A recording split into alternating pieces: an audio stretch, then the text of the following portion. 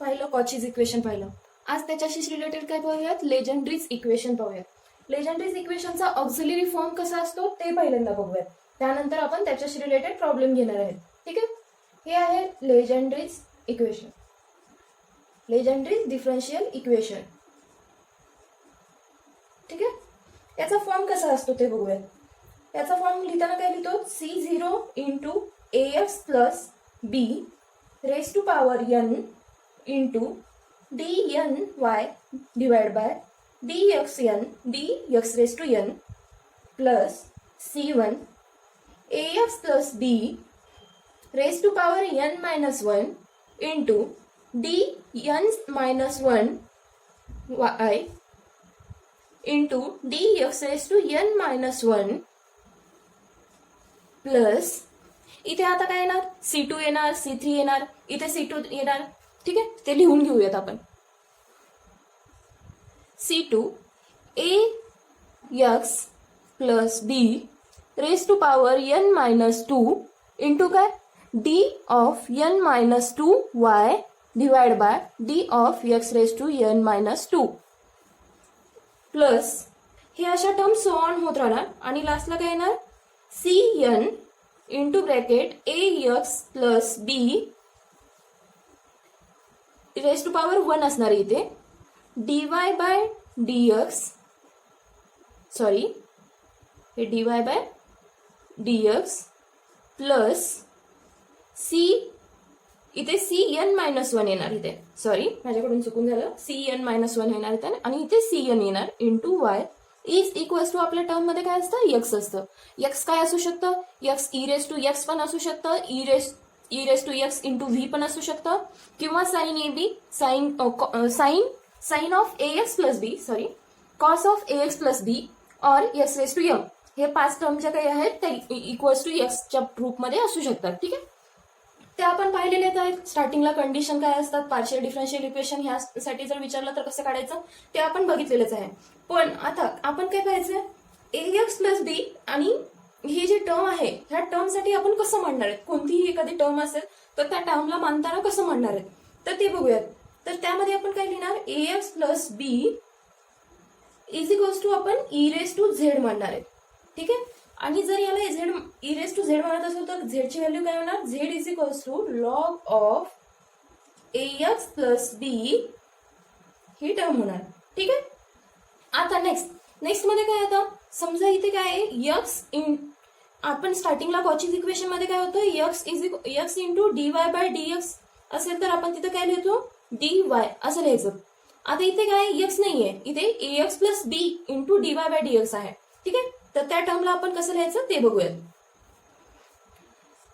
AX plus B into dy by dx, तर त्याला लिहिताना काय लिहिणार, ए लिहायचा, त्यानंतर काय dy. हे झालं याचं चेंज फॉर्मॅट सिम्प्लिफिकेशन करण्यासाठी. जर समजा इथे AX प्लस बी चा square into D square Y by dx चा स्क्वेअर असेल तर त्या ठिकाणी काय लिहिणार आपण, ए जशाच तसं ठेवणार आपण, ए चा स्क्वेअर करणार. ठीक आहे, into D minus 1 into Y. समजा इथे जर क्यूब झाला तर इथे काय करणार, ए चा क्यूब करणार इथे, आणि ह्या होल टर्मला आणखीन एक कुठली टर्म मल्टिप्लाय करणार, डी मायनस 2 ही जी टर्म आहे ती मल्टिप्लाय करणार. ठीक आहे, जर लिहून घ्यायचं असेल तर ठीक आहे आपण लिहून घेऊया. समजा इथे AX प्लस बी चा cube D cube Y by dx चा क्यूब असं दिलेलं असेल तर त्या टायमाला कसं लिहिणार, A cube D minus 1 into D minus 2 हे वाय. ह्या टर्म अशाच आपण वाढवू शकतो. हे कशासाठी यूज करतो आपण, सिम्प्लिफिकेशनसाठी. ज्या टायमाला आपल्याला partial differential sorry particular integral काढायचं असतं, PI काढायचं असतं किंवा CF काढायचं असतं, त्या टायमाला आपण काय करतो, कुठलंही इक्वेशन डी चा फॉर्म मध्ये आणून घेतो. तर हे जस्ट सिम्प्लिफिकेशनसाठी आपण हे लेजेंड्री इक्वेशनचं सिम्प्लिफिकेशन कसं करतो, तर ह्या टर्म सगळ्या यूज करून आपण सिम्प्लिफिकेशन करत असतो. याच्याशी रिलेटेड एक प्रॉब्लेम बघूयात आणि त्यानंतर आपण पुढच्या नेक्स्ट प्रोसेस मेथडला बघूयात. ठीक आहे, हे आता इक्वेशन दिलेलं आहे आपल्याला. आणि हा प्रॉब्लेम दिलेला आहे. या प्रॉब्लेमसाठी आपल्याला काय फाइंड आउट करायचं आहे, normal form D in terms of डीच्या फॉर्ममध्ये आपल्याला हे फाइंड आउट करायचं आहे, ऑक्झिलरी इक्वेशनचा फॉर्म फाइंड आउट करायचा आहे. आणि ज्या टायमाला आपण फॉर्म फाइंड आउट करू त्यानंतर आपण CF आणि PI म्हणजे पर्टिक्युलर इंटिग्रल आणि कॉम्प्लिमेंटरी फंक्शन या दोन्ही काढणार आहेत. आणि कॉम्प्लिमेंटरी सोल्युशन काय असतं, CF प्लस PI या सगळ्यांच्या व्हॅल्यू काढूयात. तर आता स्टार्टिंगला या टर्मला लिहिण्यासाठी आपण काय लिहिणार, या टर्मला लिहिण्यासाठी आपण काय लिहिणार आहे, तर आपल्याला माहिती आहे इथे स्क्वेअर आहे, इथे रेस टू पॉवर 1 आहे, या सगळ्या टर्म आहेत. त्याआधी आपण काय बघूयात, ही जी होल टर्म आहे 3x + 2 याच्यासाठी आपण काय लिहितो, 3x + 2 = आपण काय लिहितो e⁻z. ठीक आहे. आणि नंतर आपण काय म्हणले, झेडची जर व्हॅल्यू काढायची झाली तर काय ई अदर साईडला गेलं तर काय होणार, हे log ऑफ 3x + 2 हे होणार. ठीक आहे. आणि आता ह्या टर्मला लिहिताना आपण काय लिहिणार आहे, 3x + 2 * dy/dx असेल तर तिथे आपण काय लिहितो, a × dy लिहितो. ठीक आहे. तर इथे a काय आपलं 3 आहे, तर 3 dy घ्यायचं. ठीक आहे. इथे a च्या ऐवजी काय लिहिणार आपण 3 dy. ठीक आहे. त्यानंतर जर इथे 3x + 2 चा स्क्वेअर * d²y/dx² असेल तर त्या टाइमला इथे काय लिहिणार आपण, 3² * d × y. तर ह्याच टर्मला पुढे सिम्प्लिफाय केलं तर किती येणार, हे 9d² - 9d. ठीक आहे. हे y सगळ्या दोन्हीलाही मल्टिप्लाय. ही झाली याची टर्म. आणि आपल्याकडे काय फक्त या दोनच टर्म दिलेल्या आहेत. क्यूब पर्यंत जर दिलं असतं, इथे क्यूब दिलं असतं या आधी, तर आपण हे क्यूबची ही टर्म पुढे सॉल्व्ह करून घेतली असती. हे झालं सगळं. आता याला फॉर्मॅटमध्ये लिहून घ्यायचं. तर आपण काय म्हणलेलं आहे, या टर्मच्या ऐवजी आपण काय लिहिणार आहे, ही टर्म लिहिणार. तर लिहून घेऊयात, 9d² मायनस इथे मायनसच आहे, 9dy. आता इथे काय आहे, ही ऑलरेडी इथे एक 3 मल्टिप्लाय आहे आणि नंतर ही टर्म आहे. ह्या टर्मसाठी आपण काय लिहिणार आहे, ही टोटल टर्म जी आहे, तर ह्या टर्मसाठी आपण काय लिहिणार आहे, 3dy. आणि इथे एक 3 आहे, तर हे टोटल किती झालं, 9dy. हे काय असणार आहे, प्लस 9dy मायनस काय आहे, 36y = काय येणार, 3x + 2 लिहिलंय. 3x + 2 च्या ऐवजी आपण काय लिहिलेलं आहे, e⁻z. ठीक आहे. तर हे काय झालं, e⁻z. हे झालं आता आपलं इक्वेशन. हे 9dy आहे, हे 9dy प्लस मायनस आहे, हे कॅन्सल झालं. तर आपलं इक्वेशन काय आलं, 9d² - 36 ब्रॅकेटमध्ये हे y = e⁻z. हे असं आपलं इक्वेशन आलेलं आहे. जर समजा आपल्याला ह्या इक्वेशनवरून आपल्याला काय फाइंड आउट करायचं आहे, आता CF फाइंड आउट करायचं आहे. तर CF फाइंड आउट करण्यासाठी आपण काय करतो, d ची व्हॅल्यू काढून घेऊ आधी. तर d ची व्हॅल्यू काय येणार, 9d² - 36 = आपण काय पुट करणार, 0. हे d², 9d² हे अदर साईडला गेलं, 36 प्लस झालं. हे d² = 36 / 9 केलं तर आपल्याला आन्सर काय आलं, इथे 4 आलं. आणि d², तर d ची व्हॅल्यू किती आली, +or-2. ठीक आहे. आता समजा जर d ची व्हॅल्यू +or-2 येत असेल तर त्या टायमाला आपल्याला माहित होतं रिअल अँड डिस्टिंक्ट रूट आहेत, रिअल अँड इक्वल रूट आहेत. रिअल अँड इक्वल रूट्स असतील तर त्यासाठी आपण CF काय लिहितो, CF = e⁻mx आणि m काय आहे आपलं, इथे 2 आहे, e⁻mx. मग 2x 2z येणार इथं आपलं इक्वेशन झेडच्या टर्म मध्ये, 2z * C1 + xC2. हे काय झालं, आपलं कॉम्प्लिमेंटरी फंक्शन झालं. तर कॉम्प्लिमेंटरी फंक्शनला जर आपण सिम्प्लिफाय केलं, हे झेडच्या टर्म मध्ये आहे, यालाच आपण जर एक्सच्या टर्म मध्ये लिहायचं म्हटलं तर काय ना, e⁻z म्हणजेच आपण काय लिहितो, 3x + 2 असं लिहितो.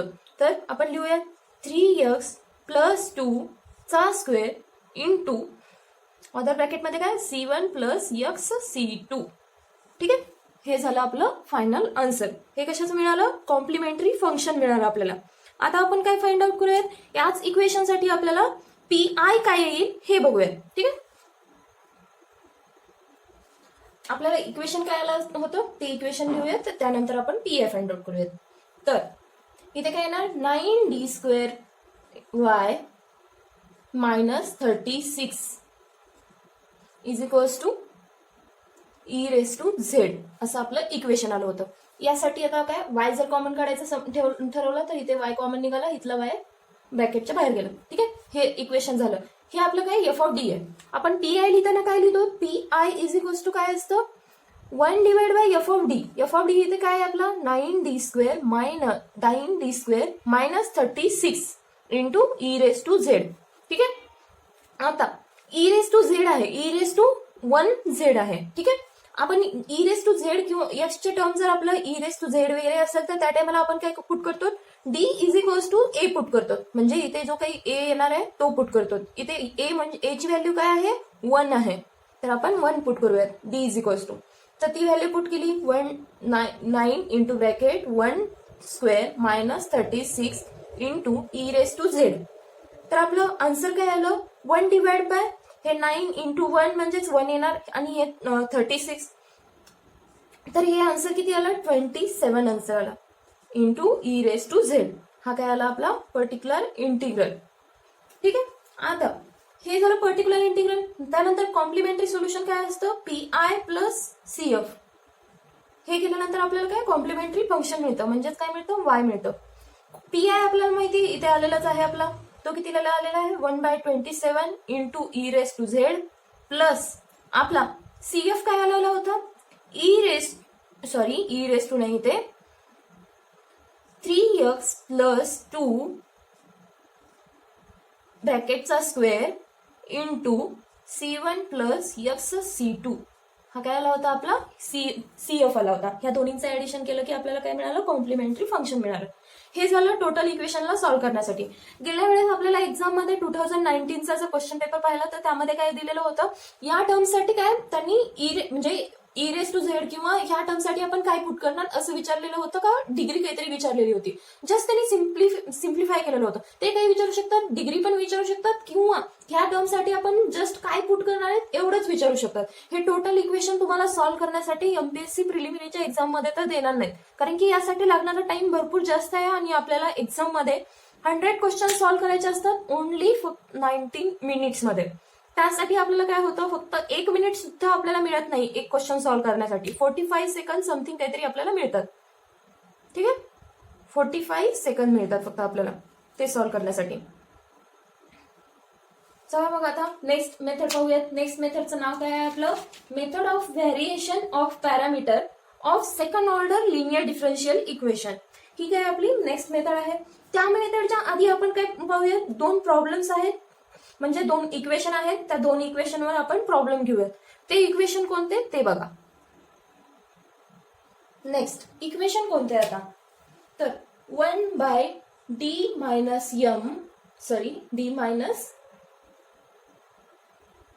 m इज इक्वल्स टू काय असतं, इज इक्वल्स टू घेण्याच्या ऐवजी काय इथे f of x is equals to काय असतं e⁻mx integration of e⁻−mx into f of x dx. ठीक आहे, याला आपण सिम्प्लिफाय करत असतो. जर आता आपल्याला समजा इथे काय x ची टर्म कुठलीच दिलेली नाहीये, इक्वल्स टू मध्ये डायरेक्टली आपल्याला f ऑफ x आहे आणि आपल्याला आन्सर फाइंड आउट करण्यासाठी त्यांनी विचारलेलं आहे. तर त्या टायमाला आपण आन्सर फाइंड आउट कसं करणार तर ते बघूयात. त्याचे रिलेटेड क्वेश्चन कसे असतात काय असतात ते पण पाहणारच आहेत. त्याआधी एक दुसरा फॉर्म्युला सिमिलर आहे, फक्त इथे काय असणार आहे d प्लस m. इथे जर d प्लस m असेल 1 divide by d plus m into f of x is equals to e⁻−mx integration of e⁻mx f of x dx. हे काय झालं आपला हा प्रॉब्लेम झाला. हे झालं फॉर्म्युला झाला. याच्याशी रिलेटेड आता प्रॉब्लेम कशी विचारतात. Problem number 1. तर क्वेश्चन d प्लस d+1 आहे इथे, d प्लस m नाही, d+1 into y is equals to e⁻x. आता जर समजा आपण हे फर्स्ट टर्म मध्ये ठेवून सॉल्व्ह करायचं म्हटलं, ई रेस टू एक्स ची टर्म जर अप्लाय करायची म्हटलं तर ई रेस टू एक्स मध्ये पण काय होतं, एक्स ला मल्टिप्लाय असेल ती म्हणजे ए होतं. तर इथे एक्स ला मल्टिप्लाय असेल ते 1 आहे की नाही. तर इथं काय ई रेस टू एक्स आहे, हे टर्म तर नाहीये. मग आता ह्या टर्मला कसं सॉल्व्ह करायचं, तर त्यासाठी हा आपण फॉर्म्युला युज करणार. तर या फॉर्म्युल्यानुसार जर सॉल्व्ह करायचं म्हणलं, particular integral P I is equals to 1 divide by काय सांगितलं, डी मायनस एम करायचंय आपल्याला. म्हणजेच काय, ही टर्म घ्यायची आपल्याला, डी मायनस एम ची टर्म. आता इथे काय डी प्लस एम ची टर्म आहे, म्हणजे हा काय सेकंड नंबरचा प्रॉब्लेम आहे. D plus M, D plus 1 into F of X म्हणलंय. तर हे काय आपलं एफ ऑफ एक्स आहे, ई रेस टू एक्स. ह्या टर्मला जर सॉल्व्ह करायचं झालं तर आपण कसं लिहिणार आहे, ह्या टर्म मध्ये लिहिणार. ठीक आहे, लिहून घेऊया. E raise to M X, e raise to minus M X म्हणलंय, आणि एम काय आहे 1 आहे इथे. तर -1 into X integration of e raise to plus 1 X into F of X आहे e raise to x into D X. हे झालं आपलं इक्वेशन, पर्टिक्युलर इंटिग्रल. आता जर ह्यालाच पुढे सिम्प्लिफाय करायचं म्हटलं तर सिम्प्लिफाय करताना आता आपल्याला हे इंटिग्रेशन आहे, तर ह्या इंटिग्रेशनला सिम्प्लिफिकेशन कसं लिहू शकतो आपण. समजा आपण काय लिहिलं, ई रेस टू एक्स ला आपण ह्या टर्म मध्ये लिहिलं, ई रेस टू टी लिहिलं. काय लिहिलं, e raise to X, sorry याच्याऐवजीच आपण इथं काय लिहू शकतो, तर ई रेस टू एक्स ला आपण काय लिहिलं, इथे टी म्हणून लिहिलं. जर आता याचं डेरिव्हेटिव्ह घेतलं तर ते काय येणार, e raise to x d x is equals to काय येणार, डी टी. ठीक आहे, आता याच टर्मला आपण चेंज करूयात, म्हणजे ह्या फॉर्म मध्ये लिहूयात. तर लिहिताना काय ई रेस टू हे एक्स जशा तसं राहणार, किंवा यालाच आपण काय लिहू शकतो, टी पण लिहू शकतो. ई रेस टू टी लिहिलं, आपण काय करूयात ई रेस टू एक्सच लिहूयात, कारण की हे इंटिग्रेशनच्या बाहेर आहे, याला काही चेंजेस नाही करायची गरज. आपण e raise to minus x ठेवलं. त्यानंतर इथे काय ई रेस टू एक्स आहे, तर ह्या टर्मला काय लिहिणार, ई रेस टू एक्सच्या ऐवजी आपण टी ठेवायचं, तर ई रेस टू टी झालं हे, ई रेस टू टी. आणि काय लिहायचं, e raise to x into D x, e raise to x into D x. याच्या टर्म मध्ये काय लिहायचं, डी टी. आता हे इक्वेशन तर सॉल्व्ह करू शकतो, याचं इंटिग्रेशन करू शकतो. इंटिग्रेशन काय येणार, हे टर्म कॉन्स्टंट जशा तसं बाहेरचं, आणि ई रेस टू टीचं इंटिग्रेशन काय ई रेस टू टीच येतं. ठीक आहे, आता याला जर पुढे टी ची टर्म डबल आपण एक्सच्या फॉर्म मध्ये लिहायचं म्हटलं तर काय येणार, e raise to minus x into e raise to x. हे काय झालं आपला पर्टिक्युलर इंटिग्रलचा फायनल आन्सर. ठीक आहे, या इक्वेशनला असं सॉल्व्ह करणार. समजा आता आपल्याला इथं मायनस दिलं असतं, तर आपण डी मायनस 1 असं दिलं असतं, तर त्या टायमाला आपण फॉर्म्युला कोणता युज केला असतं, हा फॉर्म्युला युज केला असता. ठीक आहे, नेक्स्ट पाहूयात आता मेथड ऑफ व्हेरिएशन. हे आहे आपलं नेक्स्ट टॉपिकचं नाव, कोणतं, method of variation of parameter of second order linear differential equation. तर आता यामध्ये जर आपल्याला सीएफ फाइंड आउट करायचा झाला, CF is equals to C1Y1 plus C2Y2 हे टर्म असतं. CF आपल्याला आधीच दिलेलं असेल किंवा फाइंड आउट करायचं असेल, ते आपण CF कसं फाइंड आउट करू शकतो आपल्याला माहितीये. आपल्याला समजा एखादं इक्वेशन दिलेलं असेल तर त्या इक्वेशनला d² + 1 असं काहीतरी दिलं असेल तर इक्वल्स टू 0 ठेवणार, डीच्या व्हॅल्यू काढणार. जर त्या रिअल डिस्टिंक्ट येत असतील किंवा रिअल इक्वल येत असतील तर त्यानुसार CFच्या 4 कंडिशन आहेत, त्यानुसार आपण CF फाइंड आउट करणार. CF आता आपला फाइंड आउट झालेला आहे, तर त्या टाइमला आपल्याला हे इक्वेशन असणार. C1 ला काहीतरी टर्म मल्टिप्लाय असणार, C2 ला काहीतरी टर्म मल्टिप्लाय असणार. C1 ला मल्टिप्लाय असलेली टर्म म्हणजेच काय Y1 असेल, C2 ला मल्टिप्लाय असलेली टर्म Y2 असेल. याचा यूज कुठे होतो ते बघा. PI चा फॉर्म काय असतो इथे, AY1 प्लस BY2. तर आता A आणि B कसं फाइंड आउट करणार, A फाइंड आउट करताना आपण काय लिहितो, A is equals to integration of, इथे इंटिग्रेशनच्या बाहेर मायनस Y, A फाइंड आउट करतोय तर आपण Y2 ची टर्म लिहिणार, Y2 F of X divide by W into DX. आणि जर B फाइंड आउट करतोय तर त्या टायमाला काय Y1 F of X divide by W into DX. यानुसार आपण A आणि B फाइंड आउट केलं. A आणि B च्या व्हॅल्यू PI मध्ये ठेवलं की आपल्याला काय मिळून जातो, पर्टिक्युलर इंटिग्रल. जर समजा आपल्याला त्या इक्वेशनसाठी त्यांनी काय विचारले, कॉम्प्लिमेंटरी सोल्युशन विचारले, तर ह्या दोन्हीची ऍडिशन केली की आपल्याला काय मिळून जातं, कॉम्प्लिमेंटरी सोल्युशन मिळून जातं. ठीक आहे, याच्याशी रिलेटेड एक प्रॉब्लेम बघूया आणि त्यानंतर आपला नेक्स्ट टॉपिक बघूया. आता काय याच्याशी रिलेटेड प्रॉब्लेम बघूया. Problem number first.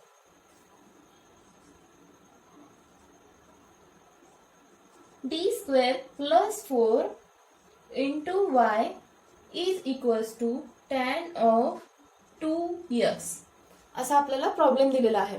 तर त्या टायमाला आपण काय करणार, याला फाइंड आउट करण्यासाठी आता आपल्याला CF फाइंड आउट करावं लागेल. CF नंतर आपण BA फाइंड आउट करणार. स्टार्टिंगला CF फाइंड आउट करण्यासाठी आपण काय करतो, d² + 4 जी टर्म आहे f ऑफ d ची इज इक्वल्स टू 0 ठेवतो. इज इक्वल्स टू 0 ठेवलं तर आपल्याला d च्या 2 व्हॅल्यू मिळतात. हे d जर 4 अदर साईडला गेलं तर काय -4 होणार. मायनस जर 4 होत असेल तर इथं आपल्याला काय मिळणार, इक्वेशन दोन इक्वेशन दोन व्हॅल्यू मिळणार. पण कोणत्या मिळणार, कॉम्प्लेक्स अँड कॉन्जुगेट या व्हॅल्यू मिळणार. म्हणजेच काय मिळणार, +or-2i या टर्म मध्ये मिळाल्या. तर आता आपल्याला माहिती आहे हा फॉर्म म्हणजे कोणता आहे, हा फॉर्मलाच आपण काय म्हणतो, अल्फा +or-i बीटा ह्या फॉर्म मध्ये मिळाल्यात आपल्याला. आता अल्फाची व्हॅल्यू इथे 0 असणार आहे, बीटाची व्हॅल्यू 2 असणार आहे. त्यानुसार आता जर आपण हे इक्वेशन कॉम्प्लेक्स फंक्शनच्या फॉर्म मध्ये लिहायचं म्हटलं, CF is equals to e⁻α(x). Alpha काय येते 0 आहे, त्यामुळे 0x into C1 cos of beta x. Beta काय आहे 2 आहे, 2x plus C2 sine of beta x म्हणजेच काय 2x. हे झालं आपलं CF.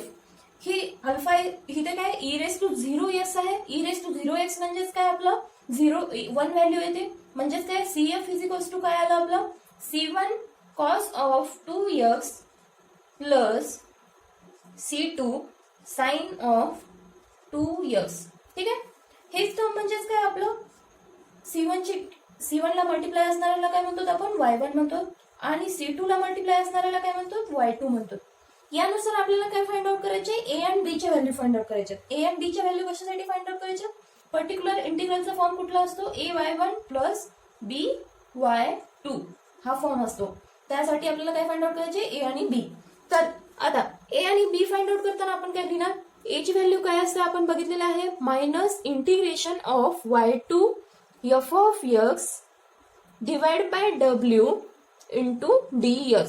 ठीक आहे, आता W म्हणजेच काय असतं, स्टार्टिंगला आपण द्यायचं विसरलो, इथे आपण फॉर्म्युला देऊया.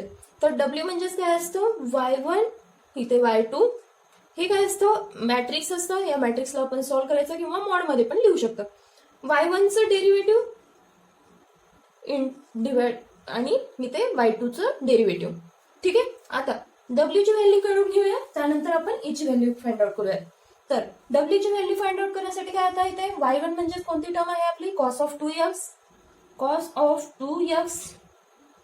त्यानंतर इथे y2 म्हणजेच काय sin ऑफ 2x आहे.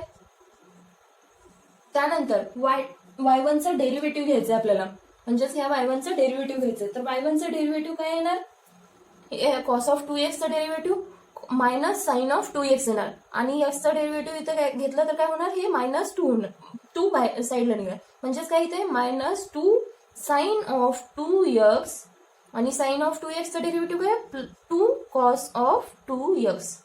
याला जर आपण सॉल्व्ह केलं तर हे कसं येणार, 2 cos² 2x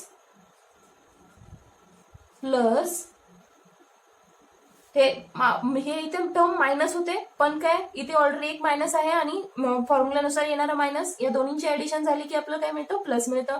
तर 2 sin² 2x. जर इथे 2 कॉमन काढलं तर आपल्याला मध्ये ब्रॅकेटमध्ये काय होतं, cos² 2x plus sin² 2x. म्हणजेच काय असतं आपलं, ते 1 असतं. तर 2 × 1 झालं आपलं इज इक्वल्स टू 2. जर समजत नसेल तर लिहूयात आपण इथे डायरेक्टली आधी, त्यानंतर आपण व्हॅल्यू फाइंड आउट करूयात. काय इथे 2 जर साईडला काढलं आपण ब्रॅकेटच्या बाहेर काढलं तर काय हे cos² 2x plus sin² 2x हे उरलं. ठीक आहे, हे ब्रॅकेटमध्ये या दोन्हींची ऍडिशनची व्हॅल्यू काय असते आपली, तर 1 असते. म्हणून इथे काय 2 × 1 झालं तर हे काय आलं 2 आलं. म्हणजेच काय आपल्याला W ची व्हॅल्यू आपल्याला 2 मिळाली. आता ही डब्ल्यूची व्हॅल्यू यामध्ये पुट करायचं. आपल्याला इथे डब्ल्यू माहिती आहे, इथे y2 माहिती आहे, एफ ऑफ एक्स माहिती आहे. विथ रिस्पेक्ट टू dx आपल्याला काय करायचंय, इंटिग्रेशन करायचंय आणि ए ची व्हॅल्यू फाइंड आउट करायची आहे. ते आता बघूया. ठीक आहे. आता ए फाइंड आउट करताना आधी आपण सीएफ काय होतं ते लिहून घेऊया. सीएफ आपलं काय आलं होतं, C1 cos of 2x plus C2 sin of 2x असं आपलं आलं होतं. त्यानुसार आपल्याला ए फाइंड आउट करायचंय. डब्ल्यूची व्हॅल्यू आपली काय आली होती, डब्ल्यू इज इक्वल्स टू 2 आलं होतं. आता ए ची व्हॅल्यू फाइंड आउट करताना काय, minus of y2 f of x divide by W into dx. With respect to dx आपल्याला इंटिग्रेशन घ्यायचंय. तर हे मायनस जशाल तसं राहिलं बाहेरच्या साईडला. y2 ची व्हॅल्यू काय आहे, sine of 2x. Sine of 2x. F of x आपलं काय दिलेलं आहे प्रॉब्लेम मध्ये बघायचं, tan ऑफ 2x आहे. Divide by 2 with respect to dx. जर आपण याला जर टॅनला जर आपण आणखीन सिम्प्लिफाय केलं तर काय लिहू शकतो, sine of 2x divide by cos of 2x पण लिहू शकतो. ठीक आहे. तर त्यालाच काय लिहू शकतो आपण, integration minus of sine of 2x. इथे काय करूयात आपण, हे जे 2 आहे ते आउटसाइड लिहूयात, कारण की हे कॉन्स्टंटच टर्म आहे. म्हणजेच काय 1/2 मायनस ऑफ 1/2 हे बाहेर आलं, into sine of 2x divide by cos of 2x. काय केलं आपण, साइन टॅनच्या टर्मला आपण काय केलं, सिम्प्लिफाय केलं आणि लिहिलं. आता विथ रिस्पेक्ट टू dx. आता ह्याला जर सॉल्व्ह करायचं म्हटलं तर आपण पुढे काय लिहिणार, इंटिग्रेशन ऑफ साइन स्क्वेअर. इथे काय आहे, sine square 2x divide by cos of 2x with respect to dx आलं. आता साइन स्क्वेअर 2x आपल्याला फॉर्म्युला माहिती आहे, sine square x is equals to काय असतं, 1 मायनस कॉस स्क्वेअर x असू द्या 2x असू द्या, फॉर्म्युला तोच असणार. तर आता आपण तोच फॉर्म्युला आपण इथे वापरूयात आणि लिहूयात या टर्मला. तर कसं लिहिणार, -1/2 integration of 1 minus cos square 2x divide by cos of 2x with respect to dx.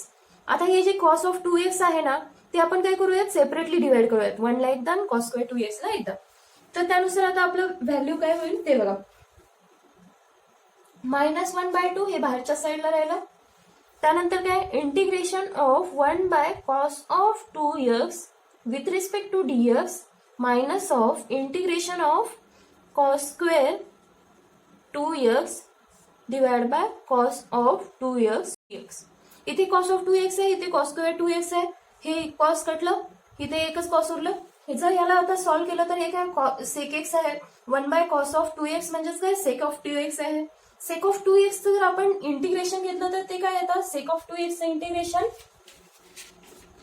Sec of 2x integration येतं log of sec of 2x minus tan of 2x. ठीक आहे. लिहूयात आपण 1/2x into 1 integration of sec of 2x into dx minus integration of cos of 2x with respect to dx. हे काय आले, आपली term आली. आता याला इंटिग्रेशन करून लिहूयात. इंटिग्रेशन केल्यानंतर आपल्याला आन्सर काय मिळेल बघा. आता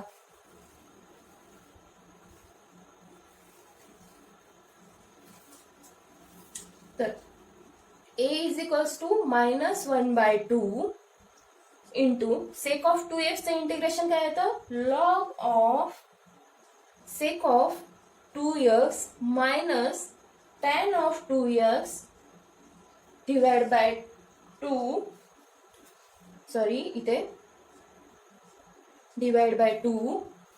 आणि ह्या कॉस ऑफ 2x चं इंटिग्रेशन काय येणार, minus of sine of 2x. हे मायनस, हे साइन मायनस, इथलं मायनस जशाल तसं आपण कंटिन्यू केलं. आणि कॉस ऑफ 2x चं इंटिग्रेशन काय, sign of 2x divide by 2. हे काय आलं आपलं ए ची व्हॅल्यू आली. आता आपण सिमिलर पद्धतीने बी ची व्हॅल्यू काय असते आपण बघितलेलं आहे, integration of y1 f of x divide by w into with respect to dx. तर आता त्याला व्हॅल्यू कळताना काय, y1 आपल्याला माहितीये काय आलं होतं, आपलं कॉस ऑफ 2x आलं होतं. f ऑफ x माहिती आपल्याला टॅन ऑफ 2x आहे. आणि डब्ल्यू ची व्हॅल्यू 2 आहे विथ रिस्पेक्ट टू डीएक्स. ठीक आहे, हे तुम्ही लिहून घेतलं असेल. हे आपण रब करूया आणि बी ची व्हॅल्यू फाइंड आउट करूयात. तर बी इज इक्वल्स टू काय, integration of cos of 2x. ह्या tan 2x लाच आपण काय, जसं आपण ए साठी सिम्प्लिफाय केलं होतं, काय लिहिलं होतं तिथेच, sine of 2x divide by cos of 2x with respect to dx. इथे आपली एक टर्म राहिली ती म्हणजे काय, डब्ल्यू. तर हे काय, टोटल डिवायडेशनला हे डब्ल्यू करूयात. ठीक आहे, आता जर याला सिम्प्लिफाय केलं तर काय, कॉस ऑफ 2x कॅन्सल झालं. त्यानंतर इथे sign of 2x divide by 2 आहे, हे 2 बाहेर काढलं डिवायडेशन मधलं. Integration of sine of 2x with respect to DX. तर integration of sine of 2x चं इंटिग्रेशन काय येतं, 1/2. याचं इंटिग्रेशन काय येतं, minus of cos of 2x. हे काय येतं, इंटिग्रेशन येतं डिवाइड बाय 2. साइनचं इंटिग्रेशन मायनस कॉस येतं, कॉसचं इंटिग्रेशन प्लस साइन येतं. ठीक आहे, हे लक्षात ठेवा. याला जर पुढे सिम्प्लिफाय करून लिहायचं म्हणलं तर काय येणार, minus of cos of 2x divide by 4. हे 2 मल्टिप्लाय झालं, 4 झालं. ठीक आहे, हे झालंय आपले ए आणि बी च्या व्हॅल्यू. आता काय आपण सिम्प्लिफाय केलेले आहे इक्वेशन. या सिम्प्लिफाय इक्वेशनला आपण काय करूया, पी आय च्या फॉर्म मध्ये लिहून घेऊयात. ठीक आहे, पी आय च्या फॉर्म मध्ये लिहिताना हे आपण काय करूयात, हे रब इथलं करूयात आणि हे इथे लिहूयात याच्या समोर minus of cos of 2x divide by 4. आता P I is equals to काय असतं, AY1 प्लस BY2. ठीक आहे, तर आता ए आपलं टर्म काय आलेलं आहे, हे टर्म आलेलं आहे -1/2 log of sec of 2x minus tan of 2x, हे मायनस आहे, डिवाइड बाय, टोटलला divide by 2 minus of sine of 2x divide by 2 into y1 काय आहे आपलं, कॉस ऑफ 2x आहे.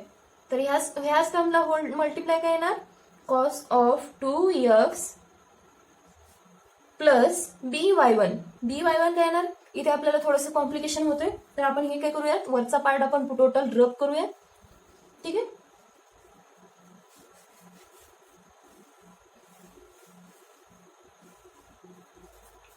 तर पी आय काय येणार इथे, हे सगळंच रब करून घेऊया. पी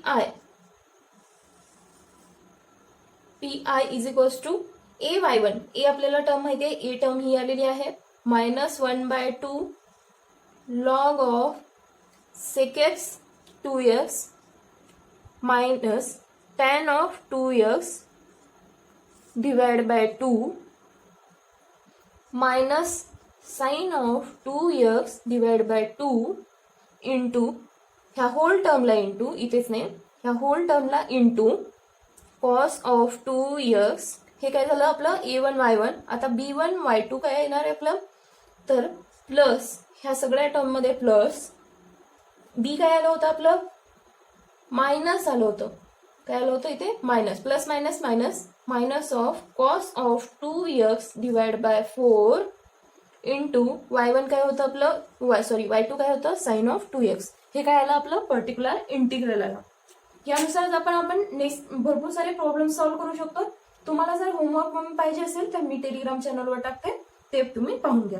ठीक आहे, आता नेक्स्ट काय आहे आपलं, nature of solution of partial differential equation. म्हणजे ते काय, इक्वेशन कसं आहे आपलं, पॅराबोलिक आहे का, लिनियर इलिप्स आहे का, हायपरबोला आहे, हे फाइंड आउट करायचं असतं. ते फाइंड आउट करताना आपण कसं करतो ते बघा. हे आपण रब करूया. आपला नेक्स्ट टॉपिक आहे nature of solution of partial differential equation.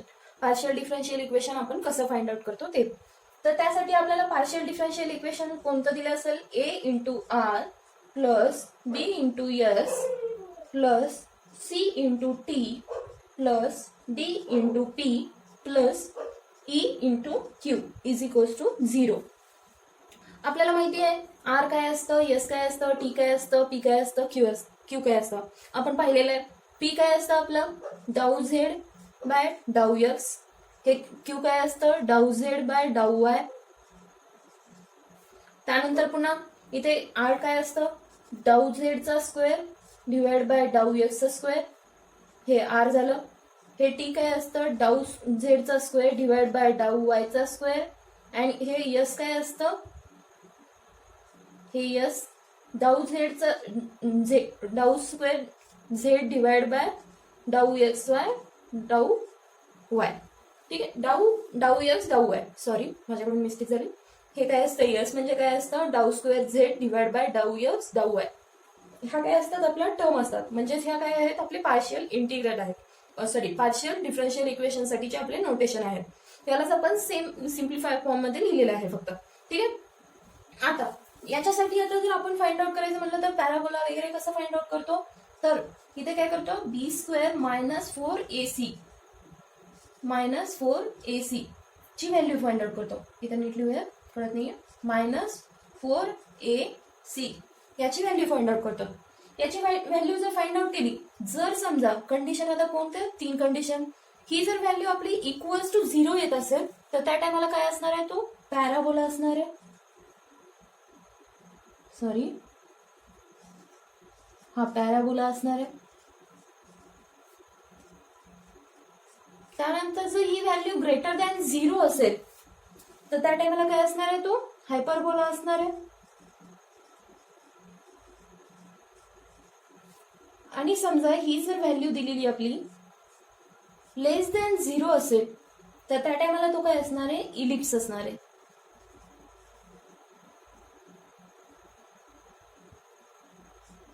Ellipse. ठीक आहे, तर आता आपल्याला इक्वेशन कसं दिलेलं असेल आणि यानुसार आपल्याला पॅराबोला आहे का, हायपरबोला आहे का, इलिप्स आहे हे विचारलेलं आहे. आपण काय करूया, 2 इक्वेशन घेऊया आणि त्यामध्ये आपण फाइंड आउट करूया की त्या इक्वेशन मध्ये काय येतं नेमकं. ठीक आहे, क्वेश्चन नंबर 1. तर यामध्ये काय दिलेलं आहे, डाऊ स्क्वेअर यू बाय डाऊ एक्स स्क्वेअर प्लस 4 डाऊ स्क्वेअर यू बाय डाऊ एक्स डाऊ वाय प्लस 4 डाऊ स्क्वेअर यू डिवाइड बाय डाऊ वाय स्क्वेअर आपल्याला दिलेलं आहे. तर आता आपल्याला माहिती आहे इक्वेशन मध्ये ए काय होतं, बी काय होतं आणि सी काय होतं. तर आपलं इक्वेशन काय होतं, A into R plus B into S plus C into T plus D P plus E Q is equals to 0. तर आता आपल्याला इथे कोणकोणत्या टर्म दिलेल्या आहेत, आर ची टर्म दिलेली आहे, म्हणजे ए माहिती आहे आपल्याला, आर च्या टर्मला मल्टिप्लाय असलेलं म्हणजेच काय, ए असणार आहे. इथे 1 आहे, ए ची व्हॅल्यू 1 झाली. यस ची टर्म दिलेली आहे, ही यस ची टर्म आहे आपली. यस ला मल्टिप्लाय असणारी व्हॅल्यू म्हणजेच काय आपली बी असणार आहे, बी झालं इथे 4. त्यानंतर आपल्याला टी दिलेला आहे, टी च्या टर्मला मल्टिप्लाय असलेली व्हॅल्यू म्हणजेच काय सी असणार आहे, ती म्हणजे 4 आहे. तर आपल्याला व्हॅल्यू माहित झाल्या कोणकोणत्या, ए म्हणजेच काय आपल्याला 1 आहे, बी इज इक्वल्स टू 4 आहे आणि सी इज इक्वल्स टू 4 आहे. त्यानुसार आता आपल्याला काय फाइंड आउट करायचंय, बी स्क्वेअर मायनस 4ac ची व्हॅल्यू फाइंड आउट करून घ्यायची.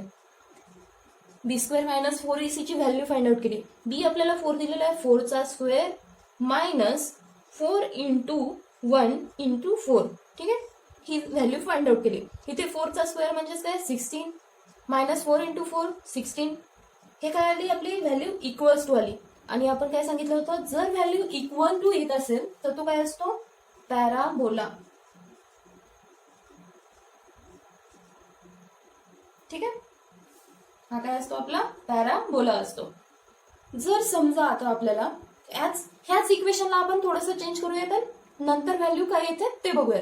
सेम क्वेश्चन होतं, ह्याच्याशी रिलेटेड आपल्याला सेम क्वेश्चन येतात, कारण की आर एस आणि टी तर सेम राहणार आहे, फक्त व्हॅल्यू काय चेंज होणार आहे, तर ए बी सी या 3 टर्मच्या व्हॅल्यू चेंज होणार आहेत. समजा इथे आपल्याला काहीतरी दिलेलं आहे, 3 दिलेलं आहे, इथे आपल्याला समजा इथे 10 दिलेलं आहे. ही टर्म आपली जी काय आहे, बी ची टर्म 10 दिलेली आहे आणि सी ची टर्म म्हणजे काय आपल्याला फक्त इथे 1 दिलेलं आहे. तर त्या टायमाला आपल्याला काय, आता हा पॅराबोला येतो का हायपरबोला येतो का इलिप्स येतो ते फाइंड आउट करूया. ए ची व्हॅल्यू काय दिलेली आहे आपल्याला, ह्याच इक्वेशनला आपण डबल सॉल्व्ह करूया. आता हे समजा नेक्स्ट क्वेश्चन आहे, नेक्स्ट क्वेश्चन साठी आपल्याला हे माहिती आहे, त्यानुसार आपण ए बी सी च्या व्हॅल्यू लिहू शकतो. ए काय व्हॅल्यू आहे 3 आहे, बी आहे 10 आणि सी आहे 1. सी ची व्हॅल्यू काय आहे 1. आता यानुसार जर आपण फाइंड आउट केलं तर काय ना बी स्क्वेअर मायनस 4ac याची व्हॅल्यू आपल्याला फाइंड आउट करायची आहे. तर बी आहे आपल्याकडे 10चा स्क्वेअर मायनस 4 इंटू ए आहे 3, ए ची व्हॅल्यू 3 इंटू काय आहे सी. ठीक आहे. आता जर 100 मायनस हे काय आहे 4 इंटू 3 12 आलं तर आपली व्हॅल्यू काय आली 88. म्हणजे काय ही बी स्क्वेअर मायनस 4ac ही जी व्हॅल्यू आहे ते ग्रेटर दॅन 0 आली आहे. ग्रेटर दॅन 0 जर असेल तर आपण काय म्हणलं होतं हा हायपरबोला आहे. ठीक आहे. झालं सॉरी इथे बोला हायपरबोला. ठीक आहे. हे झालंय आपलं डिफरन्शियल इक्वेशन. यानंतर आपण स्टार्ट करणार आहेत मॅट्रिक्स या टॉपिकला. आपण नेक्स्ट लेक्चर पासून आपण मॅट्रिक्स हा टॉपिक सुरू करूयात. मॅट्रिक्स नंतर आपण कॅल्क्युलस हा चॅप्टर घेऊयात आणि त्यानंतर लास्ट म्हणजेच कुठला DUIS. त्यामध्ये आपण 3 फॉर्म्युले बघणार आहेत. ते कोणते सिम्पसन्स वर्नर rule, Simpson's 3-8 rule and trapezoidal rule. ठीक आहे. हे लेक्चर आपण इथे स्टॉप करूयात. तुम्हाला हे लेक्चर आवडलं असेल तर लाईक, शेअर आणि सबस्क्राईब करायला विसरू नका. थँक्यू.